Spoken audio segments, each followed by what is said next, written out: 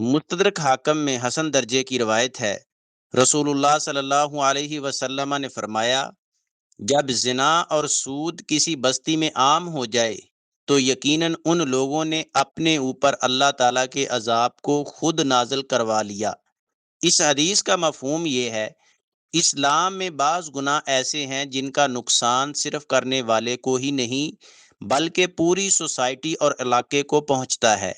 زنا کی کثرت سے عفت و عصمت ختم ہو جاتی ہے، خاندانی نظام ٹوٹ جاتا ہے، نسب مشتبہ ہو جاتا ہے، جرائم بڑھ جاتے ہیں۔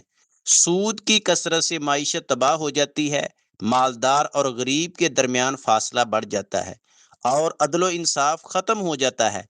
ہر بندہ تھوڑے پیسے لگا کر فارغ بیٹھ کر زیادہ پیسے کمانے کے چکر میں لگ جاتا ہے۔ آج دنیا میں زنا کو فری لائف اور آزادی کے نام پر پھیلایا جا رہا ہے، اور سود کو عالمی معیشت کی بنیاد بنا دیا گیا ہے۔